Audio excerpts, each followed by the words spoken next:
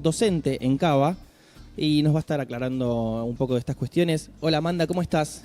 Hola, Amanda. Hola, ¿qué tal? ¿Cómo están ustedes? Todo bien, por suerte. No sé si estuviste escuchando un poquito de lo que estábamos charlando con respecto a este nuevo sistema que se quiere implementar, que se está empezando a probar. Y el sistema educativo no está funcionando. Lo que se plantea es que el sistema educativo no está funcionando ni acá ni en otras partes del mundo. ¿Por qué es que está pasando esto de que el sistema no está funcionando, Amanda? Mira, tenemos que aclararle a la audiencia que en Ciudad de Buenos Aires hace ya muchos años que se viene reformando, contrarreformando, al menos del 2015, 2017, y ahora esta nueva propuesta, la escuela secundaria, gobierna el mismo, digamos, partido político en la Ciudad de Buenos Aires durante todas estas 3 reformas, y los resultados, dichos por el propio Ministerio de Educación, no son los buscados y vamos a una nueva reforma como recién estaban más o menos presentando ustedes. Y la respuesta por qué no funcionan o son malos los resultados en términos académicos, seguramente se deben a un montón de factores. Uno, que es a mi modo de ver muy importante tener en cuenta, es que hay una pauperización de las condiciones de vida, un impacto de la pobreza que complejiza las condiciones de trabajo, paralelamente a una disminución del presupuesto que se le asigna a la educación. Es decir, cada vez hay menos recursos, menos instancias de formación para poder acompañar a los estudiantes que tienen dificultades en la adquisición de conocimientos universales, pero de fondo, esto también se puede ver en diferentes partes del mundo, hay una tendencia a adaptar la educación, todos sus niveles educativos, fundamentalmente también la secundaria, el nivel medio, a las necesidades cambiantes de una economía en crisis. Es decir, no podemos desligar lo que pasa en el mundo en términos de situación económica de lo que se busca en la educación. ¿Por qué digo esto?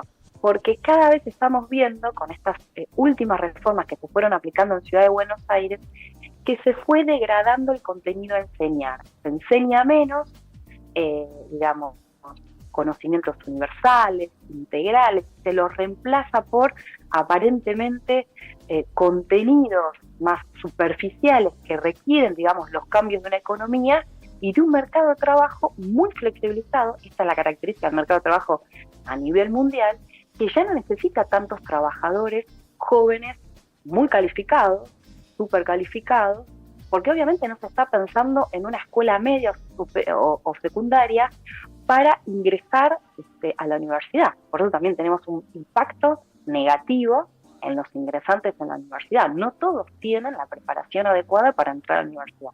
Entonces, tenemos una secundaria que los rendimientos académicos no son buenos, tenemos condiciones sociales que complejizan, digamos, la educación. Ustedes saben que el sistema educativo en el país, pero fundamentalmente en Ciudad de Buenos Aires y también en Provincia de Buenos Aires, está altamente privatizado. Es decir, hay más estudiantes secundarios en la escuela de Ciudad de Buenos Aires que van a escuela privada que pública. Se le destina cada vez más subsidios a la escuela privada. Ustedes saben que cuando se sumó ley se incorporó un voucher, que también Ciudad de Buenos Aires lo incorporó. Y eso también retasea fondos, presupuesto a la escuela pública. Entonces no tenemos los mismos recursos, no tenemos los mismos profesionales, pero bueno, hay que pensar en clave lo que se está proponiendo en Ciudad de Buenos Aires. Creo que se está, y por eso está siendo muy criticada, una escuela que enseñe menos. Y eso obviamente es problemático, porque queremos una escuela que enseñe más, que enseñe, recién estaba escuchando ustedes, qué materia, qué contenido agregaría, sacaría, que obviamente tenga que ver con el contexto en el cual viven y se desarrollan los estudiantes, los jóvenes. No queremos, digamos, una secundaria que enseñe cada vez menos. Y digo esto porque el balance que hace el propio Ministerio de Educación y la reforma nuevamente que propone en Ciudad de Buenos Aires, yo creo que no va a mejorar la educación. Y ese es un punto problemático para poder empezar a ubicar el tema. ¿No te parece que esta nueva propuesta pueda tener buenos resultados? Para nada. Desde ya lo firmo a quien quiera. ¿Por qué? Primero porque en el 2017 y ahora en el 2024 el diagnóstico es malo, las propias premisas del Ministerio de Educación, y sin embargo y de forma contradictoria el mismo documento oficial dice vamos a seguir por el mismo camino. Es decir, vamos a profundizar lo que estamos haciendo.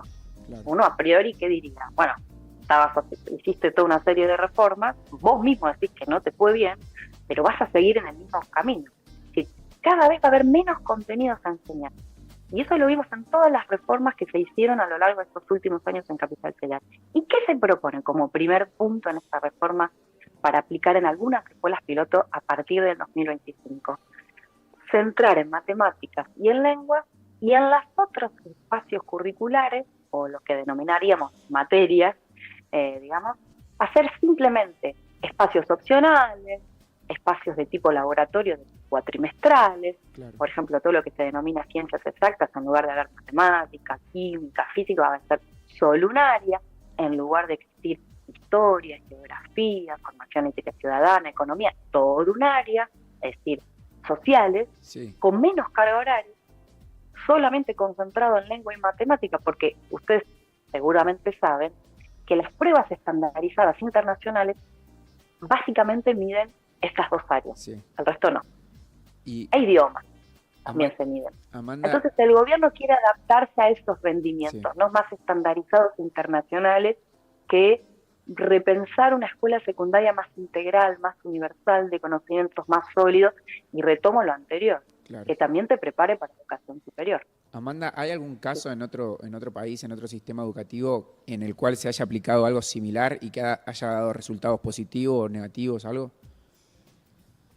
España, por ejemplo. El documento oficial del gobierno de la ciudad de Buenos Aires cita algunos ejemplos internacionales, Sí. está en la página del ministerio, así que lo pueden leer todos y todas que estén interesadas. Cita 3 ejemplos, bastante arbitrarios, pero sí, cita España, Austria y Sao Paulo, no Brasil, Sao Paulo. Y cuando cita esos estudios, contradictoriamente, también me llamó la atención, por lo que dice el documento oficial, dice que no hay datos concluyentes.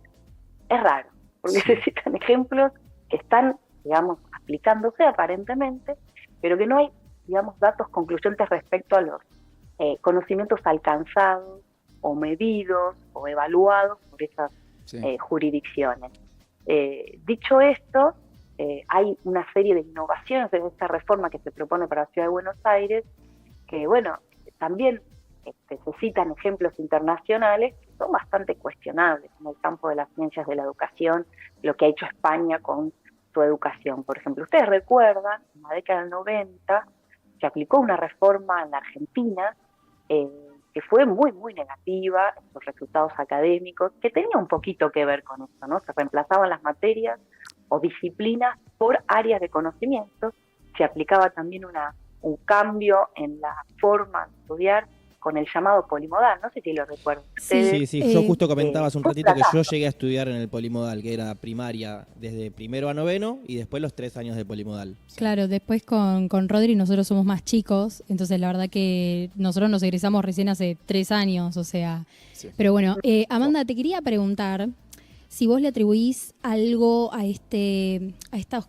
cambios en el aprendizaje de los alumnos, ¿se lo atribuís algo a la tecnología? Para vos, la tecnología, ¿qué rol juega acá en los alumnos específicamente? O sea, ¿es posible que se aprende menos por esto de la tecnología y hay que adaptarse un poco también a eso? No, yo creo que la tecnología educativa sí potencia los conocimientos de una disciplina y nos proporciona, elementos y herramientas para poder potenciar la explicación de un conocimiento, de un objetivo de una disciplina. Está buenísimo. Sí. Me parece que se tiene que incorporar. Para En su vos, momento incorporamos las computadoras, las pantallas digitales, no hay muchas. Esta es otra promesa del gobierno de la Ciudad de Buenos Aires. Recuerdo que en el 2017, cuando se aplicó esta reforma, nos dijeron que venían pantallas digitales a todas las escuelas y recién aparecieron en el 2023. O sea que hacen promesas también de recursos educativos que nos hacen falta en las escuelas y no aparecen después. Sí. Esto Y- también lo coloco como un elemento para poder pensar esto que yo decía anteriormente, los recursos que necesita la escuela pública, que hoy no los está recibiendo.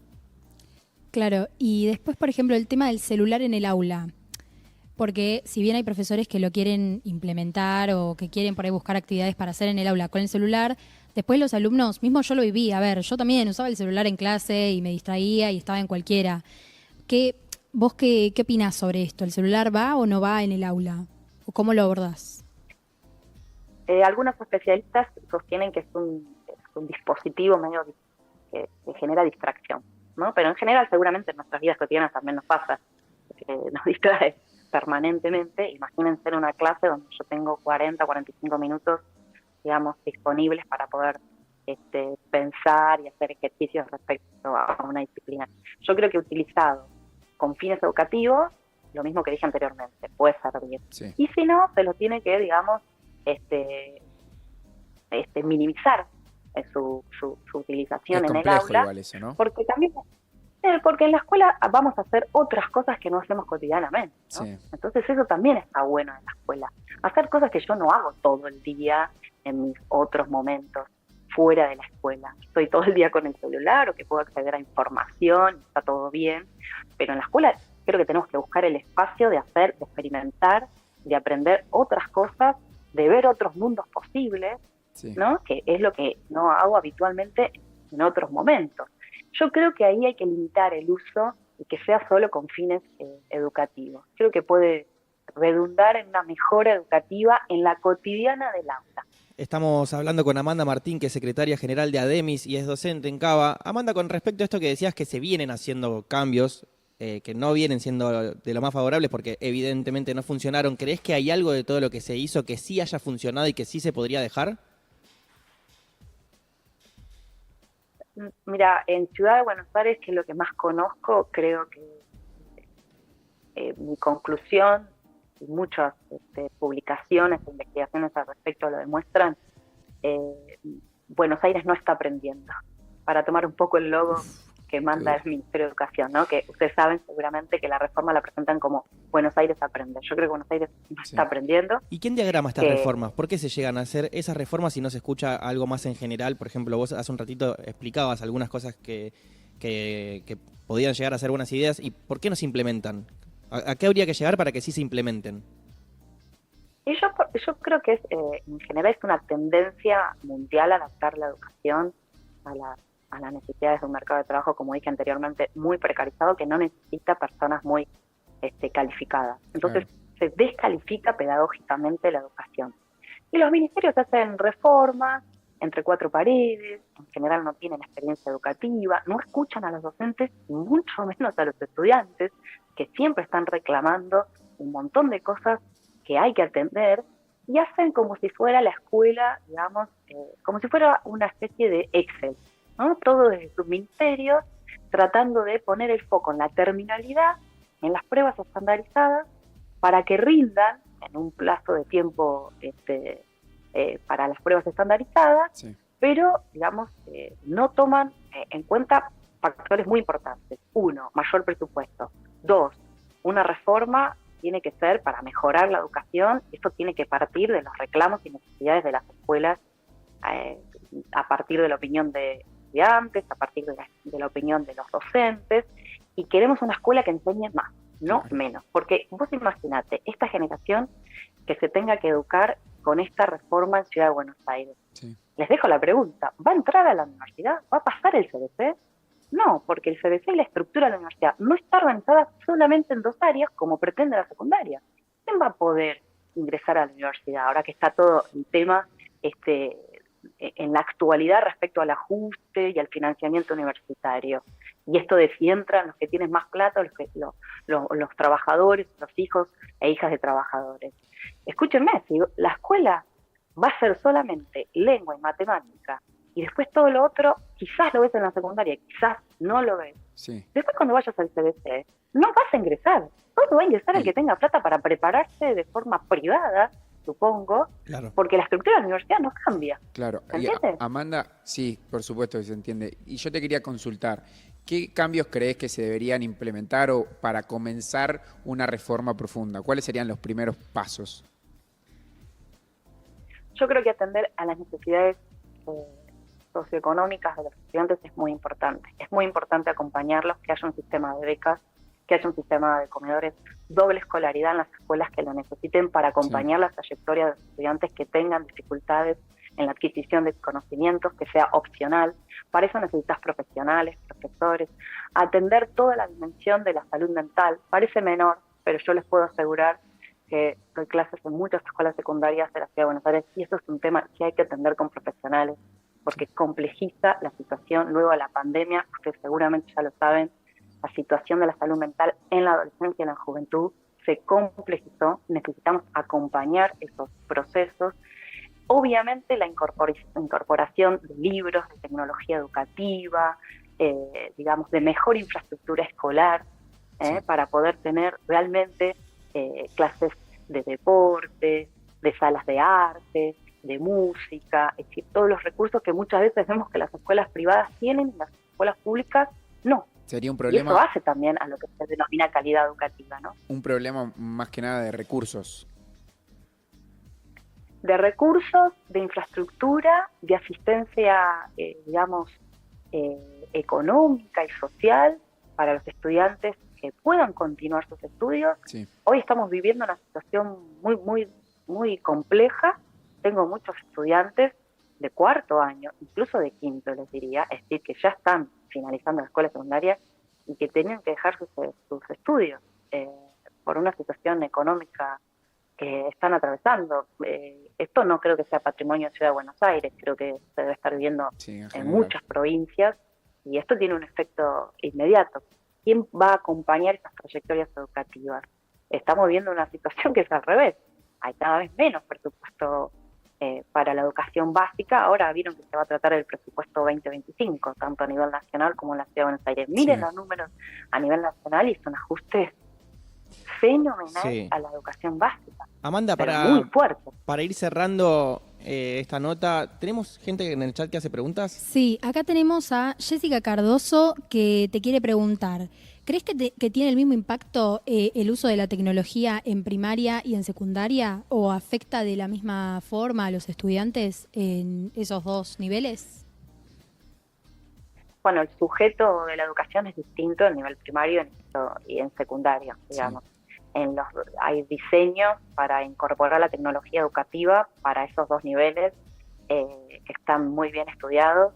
Unos es más con dispositivos en aulas específicas destinadas a trabajar herramientas en unas áreas del conocimiento, y en secundaria no se da por sentado que el estudiante, por estar relacionado con la tecnología, ya sabe, sino que hay una serie de programas para acompañar esa incorporación de tecnología. Es completamente distinto en primaria que en secundaria, según mi entendimiento, porque son distintos los sujetos del nivel al que se destinan, ¿no es cierto?